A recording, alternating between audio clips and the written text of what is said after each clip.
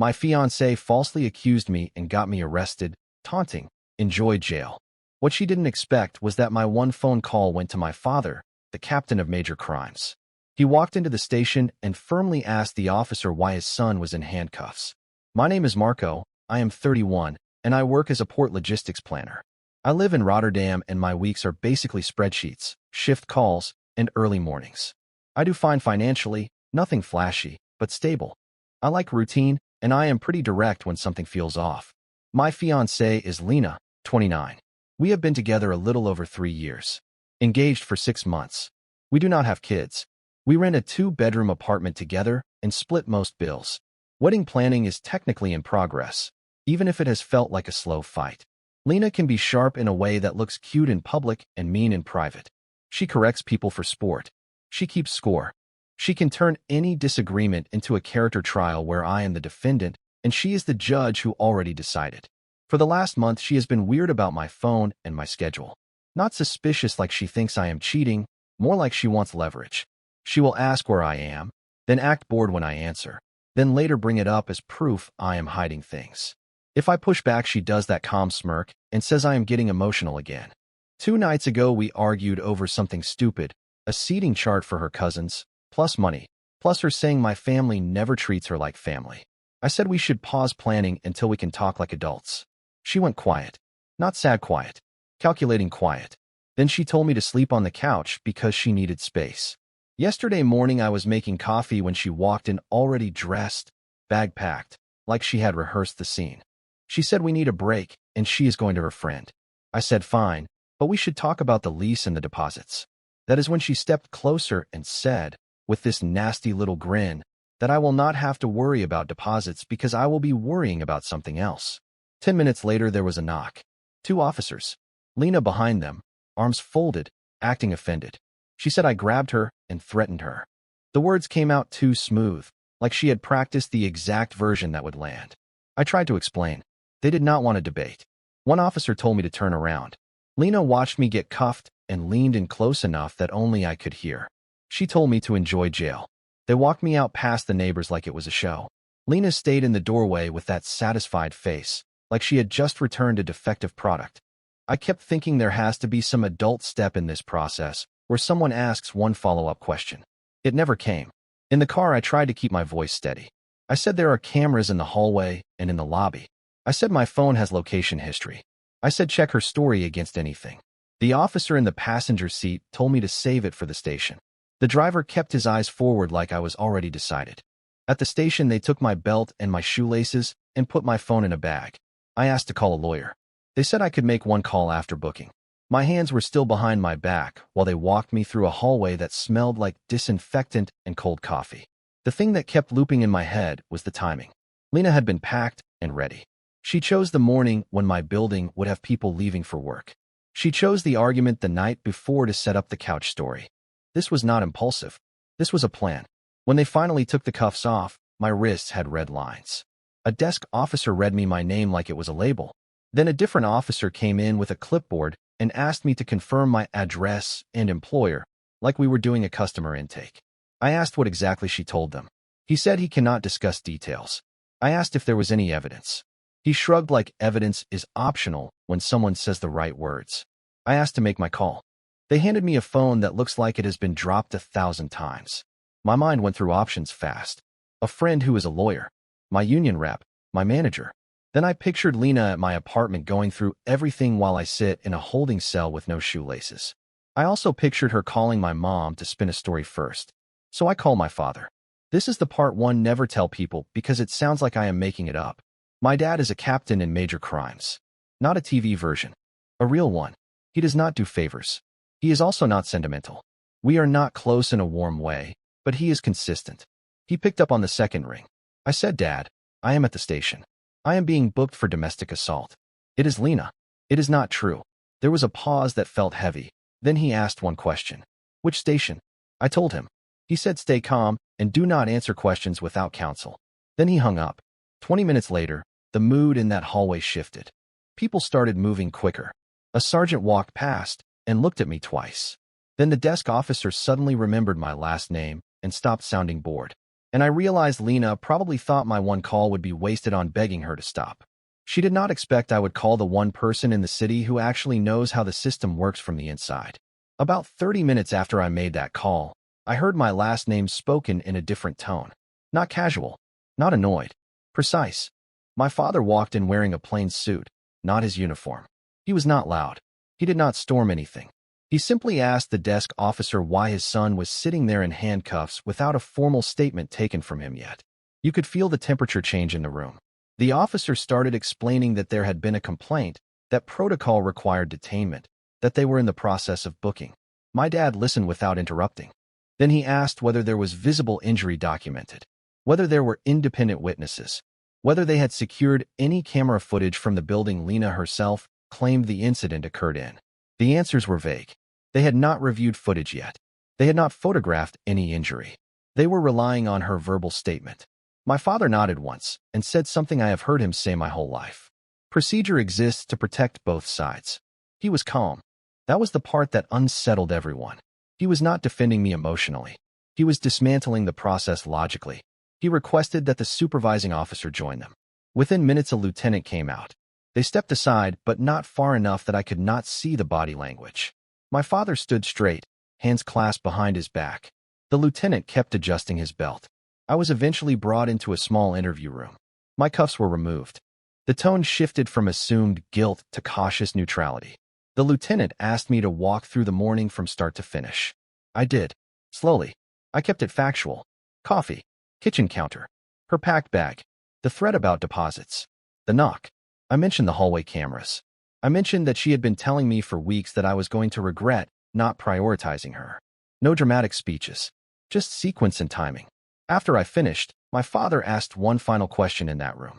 Has anyone verified whether the complainant is still at the residence? An officer left immediately. About 20 minutes later, he came back looking less confident. Lena was not at the apartment.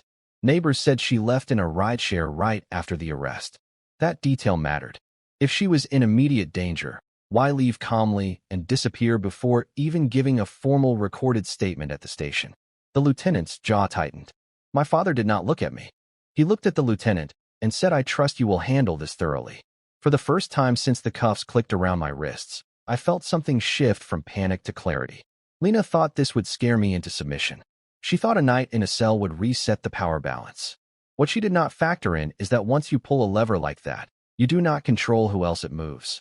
About an hour after my father arrived, the lieutenant came back into the room with a different tone entirely. He said they were going to release me pending further review. No charges filed at that moment. No formal arrest record beyond initial intake. That is a very careful sentence. Pending further review. I signed a temporary release form. They returned my belt and shoelaces. When I stepped back into the hallway, my father was waiting near the exit. He did not hug me. He did not ask if I was okay. He asked one question. Is there any part of her claim that can be misinterpreted? I said no. I never touched her. He held my gaze for a second, assessing. Then he nodded once. Good. Because this is no longer a relationship issue. This is a credibility issue. Outside the station, he finally explained what shifted things. An officer had reached Lena by phone and asked her to come in to finalize her statement. She said she was too shaken and needed time. That alone is not unusual. What was unusual was that she had already texted two mutual friends a very detailed version of events, complete with exact phrasing about me grabbing her wrist and threatening to ruin her life. The timing did not line up. The building manager was also contacted. Hallway footage showed her standing calmly outside the apartment door before the officers arrived. No visible distress. No attempt to leave in panic. She even adjusted her hair in the reflective elevator door. That does not prove innocence by itself, but it weakens urgency. My father told me something else that stuck. False allegations are rare, but when they happen, they tend to escalate, if not confronted immediately. If she realizes the system did not automatically destroy you, she might try again with more detail. He said I need to treat this like exposure management, not emotional fallout. I asked him directly if his involvement would create backlash. He said he did not interfere. He asked procedural questions. That is allowed. He also made it clear that if evidence supported her claim, he would not protect me. That is how he operates. When he dropped me off near my apartment building, he advised one thing. Do not go inside alone. Bring a neutral witness. Document everything. Change the locks if legally permitted. I called the building manager first. Lena is not on the lease. I am the sole tenant. That matters. Then I called my cousin who lives 15 minutes away and works freelance from home. He agreed to meet me there. As we walked toward the entrance, I could see our balcony doors slightly open, and I realized Lena might not have expected me back this quickly.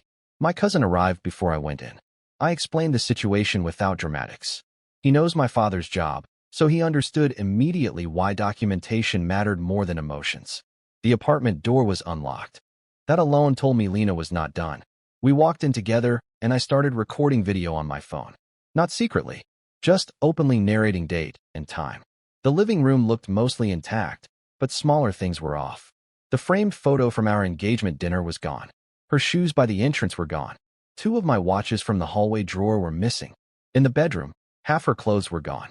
Not packed carefully. Cleared. My laptop bag was open on the bed, but the laptop was still inside.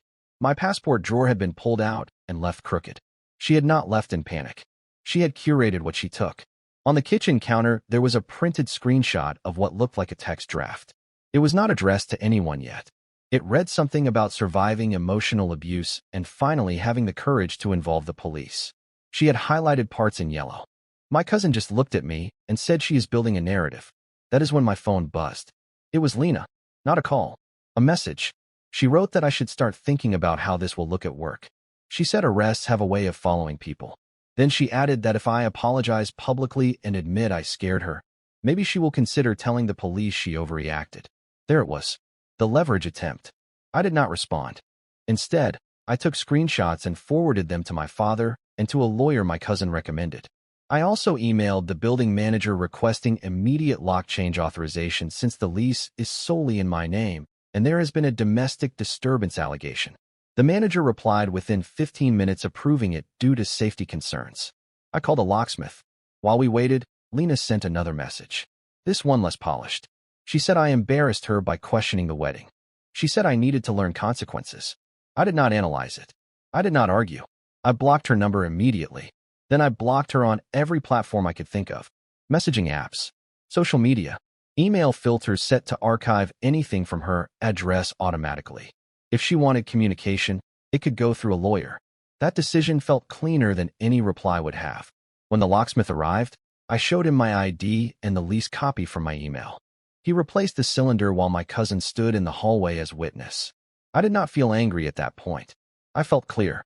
If someone is willing to weaponize the legal system to win an argument, you do not negotiate with them. You remove access. By the time the new keys were in my hand, Lena was blocked everywhere. She just did not know she no longer had a door to come back to. The first quiet hour after blocking her was almost unsettling. No more buzzing. No more calculated threats disguised as wounded messages. Just silence and the metallic sound of the new lock clicking into place. My cousin stayed for a while. We made a basic inventory of what was missing and photographed every room. I emailed the photos to myself and to the lawyer so there was a time-stamped record. I also wrote a short factual summary of the day while it was fresh. Not emotional, just sequence. Around early evening, my father called. He said Lena had finally agreed to come in to formalize her statement. According to him, her version had already shifted slightly. Now she claimed I grabbed her arm near the bedroom door instead of the kitchen. Small detail, but inconsistent with what she told the responding officers. He also told me something more interesting. She had mentioned during her statement that I often threaten her with my father's position. That part was completely fabricated. I have never once used his job in an argument. In fact, I go out of my way not to mention it because I hate the implication. My father said that particular addition raised eyebrows. It suggested motive. If she believed she needed to paint me as someone who weaponizes authority, that means she anticipated scrutiny. The hallway footage had already been reviewed. No visible distress when officers arrived. No visible marks on her arms in the elevator mirror reflection. Again, not definitive proof of anything, but it weakened urgency. The lieutenant apparently asked her directly whether she sought medical evaluation. She declined. By late evening, I received a formal notice by email that the complaint was under review and no charges were being filed at this time due to insufficient corroboration. Not dismissed. Not fully closed. Under review. That is important, because it means the allegation exists on paper. About an hour after that email, my cousin's phone buzzed. Lena had messaged him since she could no longer reach me. She told him I was spiraling and that she feared for her safety because I changed the locks. That was fast. She pivoted from punishment to victim narrative within hours. I asked my cousin not to reply. Instead, I had him forward the message to me and to the lawyer.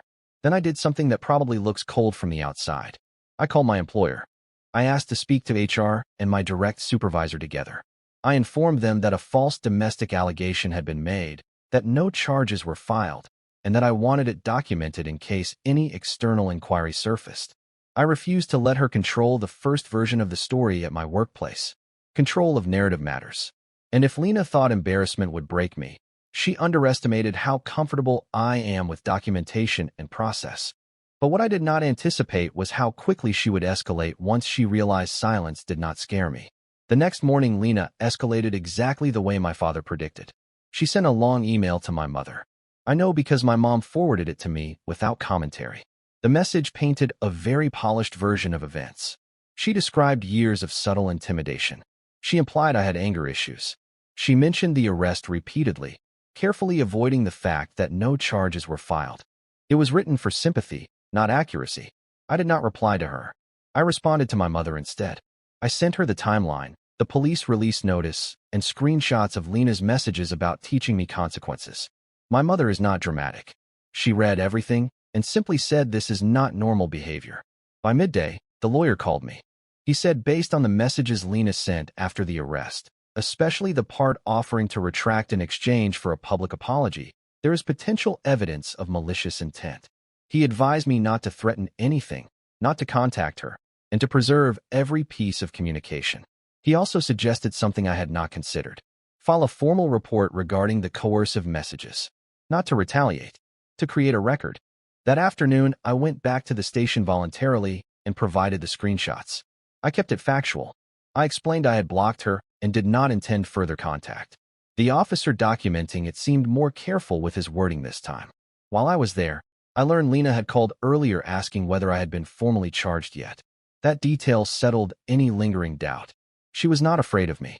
She was waiting for damage confirmation. When I returned home, I found a small padded envelope in my mailbox. No return address. Inside was my engagement ring. No note. It would have been dramatic if I did not know her patterns. This was not closure. This was positioning. If she returned the ring first, she could later claim she ended it because she feared me.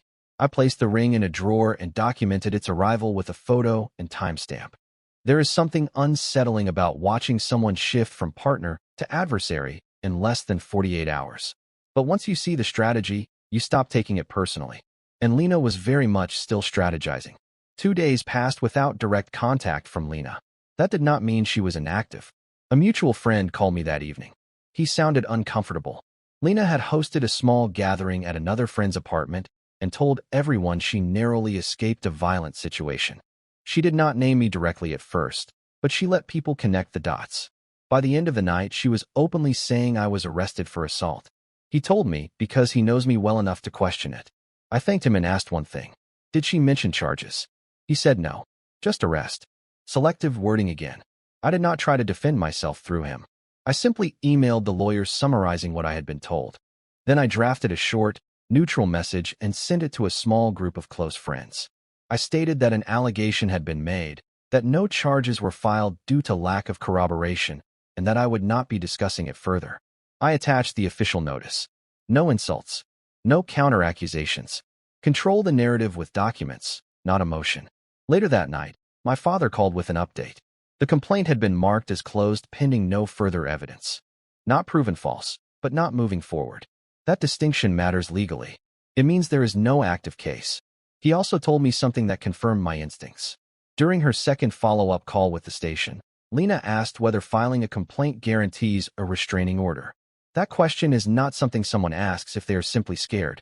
That is someone exploring leverage. At that point, I made a final logistical decision. I informed the landlord that Lena would not be returning and provided written notice that only I am authorized to access the unit. I removed her name from shared utility accounts. I changed all passwords linked to joint services. Streaming, internet, cloud storage. Clean separation. The strangest part is that I was not heartbroken. I was disappointed in my own miscalculation. I mistook sharpness for strength. I mistook control for competence. And now the wedding venue was still booked under both our names, which meant there was one last practical conversation left, whether I liked it or not. The venue contract was under both our names, but I paid the deposit from my account.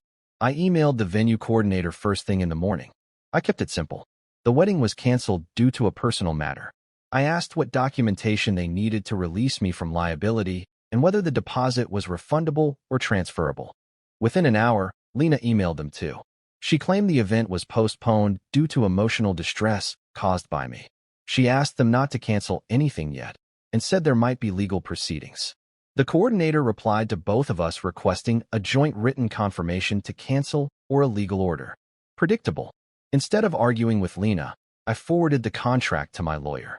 He drafted a short formal notice stating the engagement was terminated and that I was withdrawing consent for the event.